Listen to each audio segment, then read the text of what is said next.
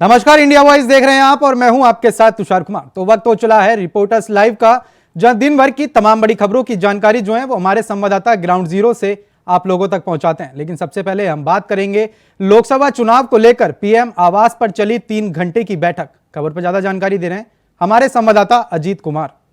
लोकसभा चुनाव के तारीखों की घोषणा होते ही तमाम राजनीतिक पार्टियों ने पूरी तरीके से कमर कस ली है। एक और जहां बिहार में एनडीए गठबंधन को लेकर के सीट फॉर्मूला भी पूरी तरीके से तय हो गया है, तो इस बीच बैठकों का दौर लगातार जारी है। इसी को लेकर के देर रात को पीएम मोदी के आवास पर भाजपा की अहम बैठक हुई। तकरीबन 3 घंटे चली इस बैठक में प्रधानमंत्री नरेंद्र मोदी के अलावा भाजपा राष्ट्रीय अध्यक्ष जेपी नड्डा और गृह मंत्री अमित शाह मौजूद रहे। बताया जाता है कि इस बैठक में चुनावी रणनीतियों के तहत चर्चा की गई, साथ ही जो बचे उम्मीदवार हैं उनके नामों पर भी चर्चा की गई। हालांकि संभावना जताई जा रही है कि आने वाले कुछ दिनों में भाजपा अपनी अगली लिस्ट भी जारी कर सकती है। आपको बता दें कि पीएम आवास पर हुई इस बैठक के बाद गृह मंत्री अमित शाह भाजपा की कोर कमेटी की बैठक में भी तुरंत निकल गए। लेकिन निश्चित तौर पर कहा जा सकता है कि जिस तरीके से लोकसभा चुनाव की तारीखों की घोषणा हुई, उसके बाद से ही तमाम राजनीतिक पार्टियों ने पूरी तरीके से कमर कस ली है। वहीं भाजपा की बात करें तो भाजपा हर एक कदम पर फूंक फूंक करके चल रही है ताकि उनका जो 400 पार का आंकड़ा है उस आंकड़े को वो छू सके। खैर, आंकड़ा कितना क्या होगा वो तो चुनावी परिणाम ही सामने बता पाएंगे। लेकिन इससे पहले भाजपा की बैठकों का दौर तेज हो चुका है। Ajit Kumar, India voice. लखनऊ में बीजेपी की लिस्ट को लेकर इंतजार बरकरार है। खबर पर ज्यादा जानकारी दे रहे हैं हमारे संवाददाता आसिफ बैग। को लेकर अपने ही पार्टी के खिलाफ मोर्चा खोलने वाले बीजेपी सांसद वरुण गांधी के टिकट को लेकर अब भी सस्पेंस बरकरार है। बीजेपी ने अभी तक वरुण गांधी का पीलीभीत से टिकट नहीं क्लियर किया है। वहीं दूसरी तरफ स्वामी प्रसाद मौर्य की बेटी संघमित्रा मौर्य का भी टिकट होल्ड रखा गया है। अगर बात करें स्वामी प्रसाद मौर्य की, तो स्वामी प्रसाद मौर्य ने भी अभी तक यह ऐलान नहीं किया है कि वह किस लोकसभा सीट से चुनाव लड़ेंगे। इन तीनों नेताओं पर समाजवादी पार्टी अब डोरे डाल रही है। सूत्रों का यह भी कहना है कि जल्द ही समाजवादी पार्टी इन तीनों नेताओं को अपने दल में शामिल कर इन्हें चुनाव लड़ा सकती है। फिलहाल जिस तरह से यह कयास लगाया जा रहा है, तस्वीर क्या होगी यह भविष्य के गर्भ में है। फिलहाल बीजेपी सांसद वरुण गांधी पीलीभीत से चुनाव लड़ना चाह रहे थे, लेकिन उनका यहां से टिकट होल्ड पर रखा गया है। हाईकमान ने अभी उनके टिकट की घोषणा नहीं की है। वहीं दूसरी तरफ वरुण गांधी की मां मेनका गांधी का भी टिकट सुल्तानपुर से नहीं पक्का किया है। कैमरा पर्सन हसन के साथ आसिफ बेग, इंडिया वॉइस, लखनऊ। लखनऊ में अखिलेश यादव ने कई नेताओं को सदस्यता दिलाई। खबर पर ज्यादा जानकारी दे रहे हैं हमारे संवाददाता आसिफ बैग। लोकसभा चुनाव के ऐलान के बाद अब जोड़ तोड़ की राजनीति शुरू हो गई है। अपना किला मजबूत करने के लिए सपा सुप्रीमो अखिलेश यादव लगातार एक्टिव होते दिख रहे हैं। आज सपा सुप्रीमो अखिलेश यादव ने जहां बीजेपी और बीएसपी के कई नेताओं को पार्टी ज्वाइन कराया, वहीं देश के छोटे मझोले कई दलों ने समाजवादी पार्टी में विलय कर लिया। प्रेस कॉन्फ्रेंस कर अखिलेश यादव ने कहा कि उनकी पार्टी और उनसे प्रेरित होकर लोग समाजवादी पार्टी ज्वाइन कर रहे हैं। वहीं सपा प्रमुख अखिलेश यादव ने बीजेपी पर बड़ा हमला भी बोला। कहा कि बीजेपी ने 400 पार का नारा दिया है, लेकिन इस बार 400 की सीटें हार जाएंगी। वहीं सपा सुप्रीमो अखिलेश यादव ने यह भी कहा कि जिस तरह से उनकी सरकार रहते कई योजनाओं का लाभ प्रदेश की जनता को पहुंचाया गया, यहां तक कि डायल 100 को न्यूयॉर्क से सीख लेकर यहां लागू किया गया, यह अपने आप में बड़ी उपलब्धि थी। वहीं दूसरी तरफ सपा सुप्रीमो अखिलेश यादव ने यह भी कहा कि 300 करोड़ खर्च कर दिए गए, लेकिन आज भी गोमती साफ नहीं हुई है। गोमती में नालों का पानी प्रवाहित हो रहा है। वहीं अखिलेश यादव ने यह भी कहा कि जिस तरह से पेपर लीक कराकर नौजवानों और बेरोजगारों का भविष्य अधर में लटकाया जा रहा है, इसका जवाब वह इस लोकसभा चुनाव में जरूर देंगे। सपा सुप्रीमो अखिलेश यादव ने अग्निवीर भर्ती पर भी सवाल खड़े किए। फिलहाल जिस तरह से सपा सुप्रीमो अखिलेश यादव ने बीजेपी पर बड़ा हमला बोला है और इसका क्या परिणाम होता है यह देखने वाली बात यह होगी। फिलहाल आज सपा सुप्रीमो अखिलेश यादव ने स्वामी प्रसाद मौर्य पर भी बयान दे डाला। उन्होंने कहा कि कब स्वामी प्रसाद मौर्य उनकी पार्टी छोड़कर गए थे। इस बयान से यह अंदाज़ा लगाया जा रहा है कि जल्द ही स्वामी प्रसाद मौर्य को सपा में वापस भी लिया जा सकता है। ऐसे ही कई नेता सपा में शामिल हो सकते हैं, जिनको लेकर सपा ने जोड़ तोड़ की राजनीति शुरू कर दी है। फिलहाल सपा सुप्रीमो अखिलेश यादव के यह दावे कितने सच बैठते हैं यह तो देखने वाली बात होगी। कैमरा पर्सन रमाशंकर यादव के साथ आसिफ बेग, इंडिया वॉइस, लखनऊ। दिल्ली के सीएम अरविंद केजरीवाल की याचिका पर दिल्ली एचसी में सुनवाई हुई। खबर पर ज्यादा जानकारी दे रहे हैं हमारे संवाददाता अजीत कुमार। राजधानी दिल्ली के कथित तौर पर शराब घोटाले के मामले में नित नए मोड़ सामने आते जा रहे हैं। जहां एक और ईडी ने दिल्ली के मुख्यमंत्री अरविंद केजरीवाल को अब तक 9 समन भेजे हैं, वहीं इससे पहले एक बार फिर से मुख्यमंत्री अरविंद केजरीवाल ने दिल्ली हाई कोर्ट का दरवाज़ा खटखटाया। आज दिल्ली हाई कोर्ट में सुनवाई के दौरान साफ तौर पर मुख्यमंत्री अरविंद केजरीवाल को कहा कि आप पेश क्यों नहीं होते हैं। हालांकि मुख्यमंत्री की तरफ से दलील दी गई कि वो पेश होने के लिए तैयार हैं, लेकिन इसमें सुरक्षा दी जाए। वहीं ईडी से भी जवाब मांगा है। हालांकि आपको बता दें कि ईडी को 2 सप्ताह का समय दिया है जवाब दाखिल करने के लिए, जो निश्चित तौर पर कहा जा सकता है कि कहीं ना कहीं ईडी को भी निशाना जरूर साधा है। अब आपको बता दें कि इसकी अगली सुनवाई 22 अप्रैल को होनी है, लेकिन उससे पहले कल यानी कि 21 मार्च को मुख्यमंत्री अरविंद केजरीवाल को ईडी के समक्ष पेश होना है, क्योंकि ईडी ने अब 9वां समन भेजा है और वो 21 मार्च को बुलावा आया हुआ है। ऐसे में अब देखने वाली ये बात होगी कि क्या 21 मार्च को मुख्यमंत्री अरविंद केजरीवाल ईडी के समक्ष पेश होते हैं या नहीं। Ajit Kumar, India voice, Delhi. बदायूं में हुआ डबल हत्याकांड। खबर पर ज्यादा जानकारी दे रहे हैं हमारे संवाददाता विजय कुमार।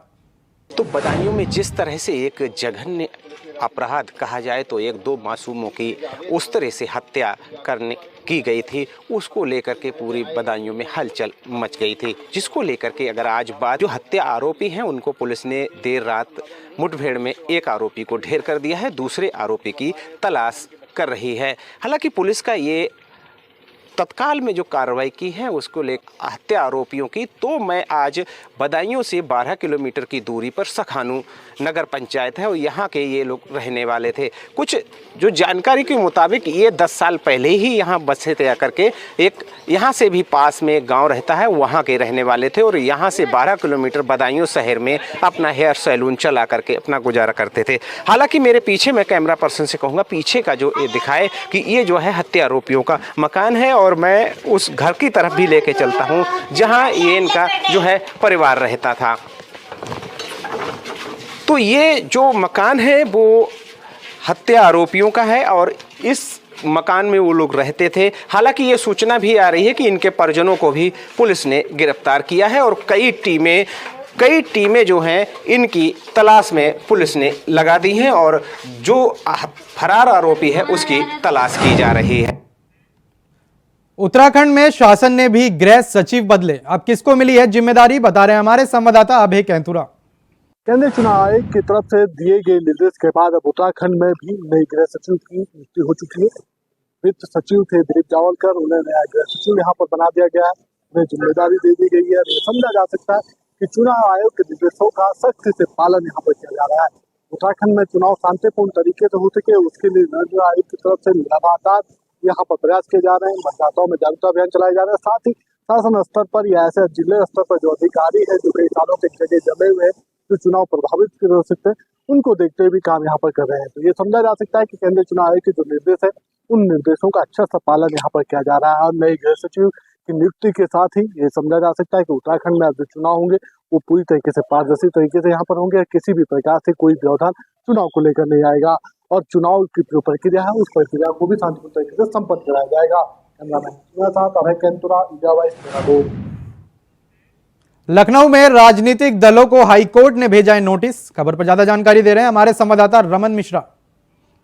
इलाहाबाद हाई कोर्ट की लखनऊ खंडपीठ की एक स्पेशल बेंच द्वारा सोमवार को उत्तर प्रदेश की 4 प्रमुख राजनीतिक पार्टियां सपा, बसपा, कांग्रेस, भाजपा को एक नोटिस दिया गया।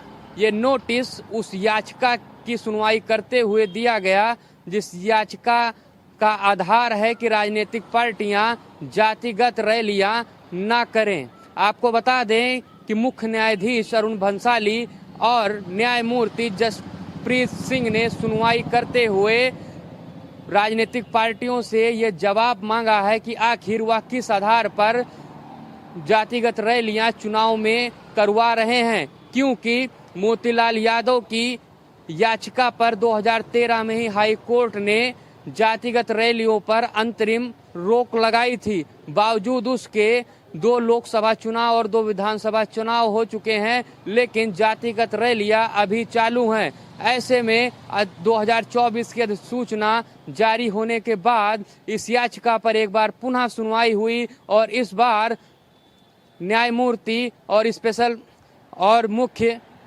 न्यायाधीश ने सख्ती के साथ पार्टियों से जवाब मांगा है। आपको बता दें कि ऐसे में एक बात और निकल के आई है कि 2013 में जो याचिका पर कोर्ट ने फैसला सुनाया था उसके बाद में पार्टियों को नोटिस भी नहीं मिला था। ऐसे में ये बात भी अभी खल रही है कि आखिर नोटिस क्यों नहीं मिला था। आपको बता दें कि इस मामले में अगली सुनवाई 10 अप्रैल को है और 10 अप्रैल को अगर कोई बड़ा फैसला आता है तो चुनाव में बड़ी हलचल होने वाली है। कैमरामैन राहुल के साथ रमन मिश्रा, इंडिया वॉइस, लखनऊ। उत्तराखंड में नामांकन शुरू हो गया। खबर पर ज्यादा जानकारी दे रहे हैं हमारे संवाददाता तुषार गुप्ता।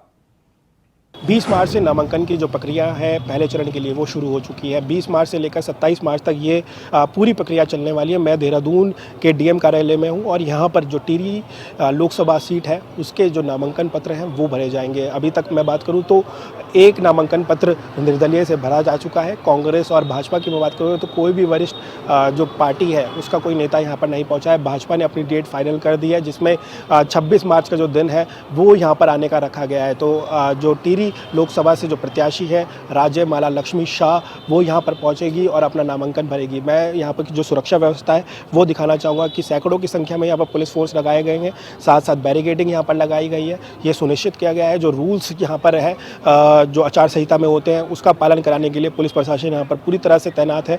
ये कोशिश की जा रही है, साथ साथ CCTV की मदद से भी ये कोशिश की जा रही है कोई उल्लंघन ना करे जो आचार संहिता का। आज से 20 मार्च से लेकर 27 मार्च तक ये पूरा नामांकन पत्र का जो कार्यक्रम है वो चलेगा। उसके बाद 28 मार्च की मैं बात करूँ तो नामांकन जो पत्र है उसकी जाँच की जाएगी। 30 मार्च तक जो प्रत्याशी है अपने नाम वापसी ले सकते हैं। तो तमाम तैयारी यहाँ पर प्रशासन की तौर पर देखने को मिल रही है। तो माना जा सकता है समीकरण क्या निकलेगा, जो बाकी प्रत्याशी हैं वो कब अपना नामांकन यहाँ पर भरेंगे, लेकिन लोकसभा चुनाव की जो तैयारियाँ हैं या फिर कहा जाए लोकसभा चुनाव का जो आगाज़ है वो आज से हो चुका है और जो प्रत्याशी है वो भी आज प्रचार प्रसार अपना तेज करेंगे। कैमरा जर्नलिस्ट निशांत चौहान के साथ मैं तुषार गुप्ता, इंडिया वॉइस। बिजनौर में पहले चरण की नामांकन प्रक्रिया शुरू हो चुकी है। खबर पर ज्यादा जानकारी दे रहे हैं हमारे संवाददाता जहीर अहमद। लोकसभा चुनाव 2024 आम चुनाव की घोषणा हो चुकी है। बात अगर बिजनौर और नगीना की जाए तो यहाँ पर प्रथम चरण में 19 अप्रैल को वोट डाले जाएंगे, जिसके नामांकन की प्रक्रिया आज शुरू हो चुकी है।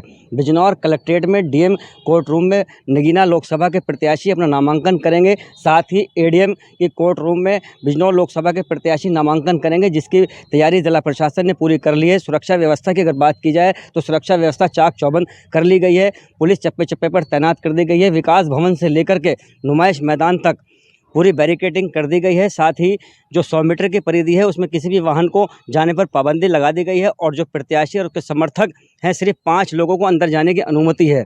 बिजनौर और नगीना की अगर बात की जाए तो यहाँ पर 19 अप्रैल को वोट डाले जाएंगे, जिसके नामांकन की प्रक्रिया पूरी तरीके से शुरू हो चुकी है। आज किसी भी प्रत्याशी ने नामांकन तो नहीं किया है, हाँ इतना ज़रूर कह सकते हैं कि आज प्रत्याशियों के समर्थकों ने कई पर्चे ज़रूर खरीदे हैं। बिजनौर से जहीर अहमद, इंडिया वाइस। महोबा में अराजक तत्वों ने माहौल खराब करने की कोशिश की। क्या है पूरा मामला, बता रहे हमारे संवाददाता शारिक नवाज। लोकसभा चुनाव नजदीक हैं, ऐसे में पुलिस के द्वारा बेहतर सुरक्षा व्यवस्था बनाए रखने के लिए तमाम भरपूर प्रयास किए जा रहे हैं। लेकिन कल यहाँ पर कुछ अराजक तत्वों के द्वारा एक विशेष समुदाय के द्वारा तरावी और नमाज पढ़ी जा रही थी, तभी कुछ अराजक तत्वों के द्वारा यहाँ गाली गलौज की घटना को अंजाम दिया गया। जब मुस्लिम पक्ष के द्वारा इस मामले को शिकायत पुलिस से की गई तो बौखलाए अपराधियों के द्वारा हर्ष फायरिंग मस्जिद के बाहर की गई, जिसको लेकर भारी पुलिस बल मौके पर पहुंचा और पुलिस के द्वारा शांति व्यवस्था बनाई गई। वहीं पुलिस के द्वारा लिखित शिकायती पत्र पर एक आरोपी की गिरफ्तारी मौके पर कर ली। वहीं अन्य आरोपियों की गिरफ्तारी के लिए पुलिस के द्वारा प्रयास किए जा रहे हैं। वहीं क्षेत्र में शांति व्यवस्था बनाए रखने के लिए पुलिस के द्वारा सभी लोगों से अपील की जा रही है। अभी हम उसी जगह पर मौजूद हैं जहां पर इस पूरी घटना को अंजाम कल रात के आरोपियों के द्वारा दिया गया था। मौके पर भारी पुलिस बल मौजूद है और शांति व्यवस्था क्षेत्र में बनी हुई है। वहीं पुलिस के द्वारा आरोपियों को पकड़ने के जल्द से जल्द प्रयास किए जा रहे हैं। महोबा से शारिक नवाज, इंडिया। अमेठी में ग्रामीणों ने लोकसभा चुनाव का बहिष्कार किया। खबर पर ज्यादा जानकारी दे रहे हैं हमारे संवाददाता संजय यादव। लोकसभा चुनाव 2024 की घोषणा हो चुकी है। अमेठी में 5वें चरण में मतदान होना सुनिश्चित हुआ है। चुनाव के पहले ही अमेठी लोकसभा की विधानसभा गौरीगंज में विकास के मुद्दों पर ग्रामीणों ने चुनाव का बहिष्कार करने की घोषणा की है। ग्रामीणों का कहना है कि आज़ादी के 70 साल के बाद भी हमारे क्षेत्र में गांव में विकास का कोई कार्य नहीं हुआ है, जिसके बाद ग्रामीणों ने रोड नहीं तो वोट का बोर्ड लगाकर सोशल मीडिया पर वायरल कर दिया। जिसके बाद प्रशासन हरकत में आया और गांव पहुंचकर प्रशासन ने रोड नहीं तो वोट का बोर्ड उखाड़ फेंका। जिसके बाद गुस्साए ग्रामीणों ने पुनः रोड नहीं तो वोट का बोर्ड लगाकर अपने घरों में काले झंडे भी लगा दिए। जिसके बाद प्रशासन में आया और आज सुबह गौरीगंज उप जिलाधिकारी दिग्विजय सिंह मय फोर्स के साथ गांव पहुंचे, जहां पर उन्होंने ग्रामीणों की शिकायत को सही पाया। जिसके बाद उन्होंने कहा कि आदर्श आचार संहिता लगने की वजह से मौके पर कोई कार्य नहीं किया जा सकता। जैसे ही आदर्श आचार संहिता खत्म होती है उसके बाद बिना भेदभाव के आपके गांव का विकास किया जाएगा। वहीं ग्रामीणों द्वारा जब मीडिया से बात किया गया तो उन्होंने बताया कि प्रशासन के दिए आश्वासन से हम संतुष्ट हैं और हम लोग बढ़ चढ़कर इस बार 2024 की लोकसभा के चुनाव में मतदान करेंगे। Sanjay Kumar Yadav, India voice, Amethi. मथुरा में एक बार फिर मिली धमकी। खबर पर ज्यादा जानकारी दे रहे हैं हमारे संवाददाता मोहम्मद फारूक।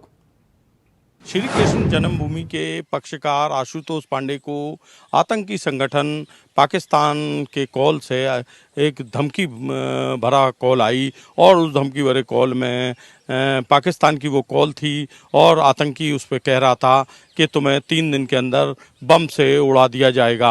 आतंकी संगठन की इससे पहले भी उनके पास कॉल आ चुकी है।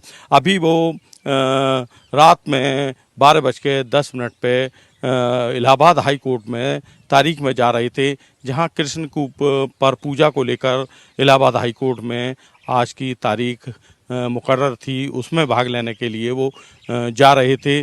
तो रास्ते में ही कौशाम्बी ज़िले पर उनको कॉल आती है और कॉल में उनको धमकी दी जाती है। उन्होंने तमाम अधिकारियों को इसकी शिकायत दी और अधिकारियों ने कहा कि आप जहां मौजूद हैं इस समय वहां ही संबंधित थाने में इसकी एफआईआर दर्ज करा दें। तो उन्होंने सैनी थाने में कौशाम्बी ज़िले के और वहाँ इसकी एफआईआर दर्ज कराई और एफआईआर दर्ज कराने के बाद में एफआईआर की कॉपी लेकर वो इलाहाबाद हाई कोर्ट के लिए निकल लिए। इंडिया वॉइस के लिए मैं मोहम्मद फारूक, मथुरा। लखनऊ में वकीलों ने वजीरगंज थाने का किया प्रदर्शन। खबर पर ज्यादा जानकारी दे रहे हैं हमारे संवाददाता मोहम्मद अमान। लखनऊ के प्रसिद्ध रेस्टोरेंट मोती महल का मामला एक बार फिर से गर्माता नजर आ रहा है। आपको बता दें, पूर्व में एक रवि कनौजिया नामक अधिवक्ता ने कुछ खाना खाया था जिसको लेकर उनकी तबीयत बिगड़ गई थी। तबीयत बिगड़ने के बाद उनको हॉस्पिटलाइज करा दिया गया था, जहां वो उनका 2 दिन इलाज चला था। वहीं आपको बता दें, इस पूरे मामले में रवि कनौजिया ने थाना वजीरगंज पे एक तहरीर दी थी, जिसमें तहरीर के बाद उसमें होटल मालिक सहित कई लोगों के नाम शिकायत दर्ज कराई थी। वहीं उस पूरे मामले में कोई कार्रवाई ना होने से आक्रोशित हुए कई अधिवक्ताओं ने आज वजीरगंज थाना क्षेत्र को घेर कर वहां पर विरोध प्रदर्शन किया और उनकी साफ तौर से मांगे हैं कि उस रेस्टोरेंट को बंद कराया जाए और वहां के लोगों पे कठोर से कठोर कार्रवाई की जाए। यदि कार्रवाई नहीं होती है तो हम इससे बड़ा भी प्रदर्शन करेंगे। वहीं आपको बता दें, मौके पर पहुंचे एसीपी चौक, जिन्होंने पूरे मामले की सुनवाई करते हुए ज्ञापन पकड़ा और उनको आगे कार्रवाई का आश्वासन दिया है। मोहम्मद अमान। रायबरेली में त्योहारों को लेकर अलर्ट हुआ आबकारी विभाग। खबर पर ज्यादा जानकारी दे रहे हैं हमारे संवाददाता राजू तिवारी। बता दें कि रायबरेली जिले के डलमो कोतवाली क्षेत्र के जोहा नाटकी गांव में जब आबकारी विभाग की टीम ने संयुक्त रूप से छापेमारी की तो 2 कुंटल लहन व 40 लीटर अवैध कच्ची शराब बरामद हुई। बता दें कि जिस तरह से हाल में ही अभी पिछले साल महाराजगंज कोतवाली क्षेत्र में अवैध कच्ची शराब पीने से 1 दर्जन लोग गंभीर अवस्था में हो गए थे और उनका इलाज किया गया, वहीं कई लोगों की जानें भी गई थी। लेकिन इसके बावजूद इतनी बड़ी घटना होती है, इसके बाद भी स्थानीय पुलिस कुंभकर्णी नींद में सोती रहती है और जब आबकारी विभाग के जिम्मेदारों द्वारा छापेमारी की जाती है तो ऐसे में इस तरह के मामलों का खुलासा होता है। तो ऐसे में सवाल आबकारी विभाग पर भी खड़ा होता है और स्थानीय पुलिस पर भी खड़ा होता है। क्या ऐसे में केवल पर्व और त्योहारों को लेकर ही आबकारी विभाग जगता है और स्थानीय पुलिस तो अक्सर सोती ही रहती है? तो इस तरह से तरह तरह के सवाल खड़े होते हैं। अब ऐसे में स्थानीय लोगों में चर्चा का विषय बना हुआ है। Raju Tiwari, India voice, Raebareli. सिद्धार्थनगर में खाद्य सुरक्षा विभाग ने की छापेमारी। खबर पर ज्यादा जानकारी दे रहे हैं हमारे संवाददाता राकेश यादव। सिद्धार्थनगर जिले के मुख्यालय पर खाद्य और रसद विभाग की टीम की छापेमारी चली। छापेमारी के दौरान वहां प्रतिष्ठित दुकानों से, छोटी बड़ी दुकानों से मिठाइयों के सैंपल लिए गए। मिठाइयों के सैंपल की जांच की गई। जांच में 2-1 दुकानों पे जो है गड़बड़ियां मिली, मिठाई में मिलावट मिली। वहीं जो खोवा होता है उसको भी जांच की गई। उसको भी जांच करने में उसमें जो है पाया गया कि मैदा मिलाया गया है। अब इसको लेके उस दुकान वाले को निर्देशित किया गया है कि सही सामान वह जो है दुकानों पे बेचे और इस तरह से अगर पाया जाता है तो उसके खिलाफ सख्त कार्रवाई की जाएगी। कई दुकानों पर नोटिस देके उनको चेतावनी दी गई है कि साफ सफाई रखें दुकानों पे और मिठाइयों के नाम लिख के रखें और रेट लिख के रखें। किसी भी प्रकार की कोई भी मिलावट के सामान ना बेचे।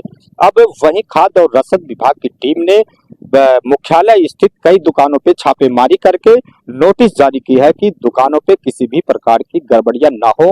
होली और रमजान त्योहार को लेके ये छापेमारी की गई है, जिसमें दुकानों से सैंपल ली गई मिठाइयों की और जांच की गई। सिद्धार्थनगर से राकेश यादव, इंडिया वाइज। फिलहाल के लिए रिपोर्टर्स लाइव में इतना ही। देश और दुनिया की तमाम बड़ी खबरों को जानने के लिए बने रहें इंडिया वॉइस के साथ। नमस्कार।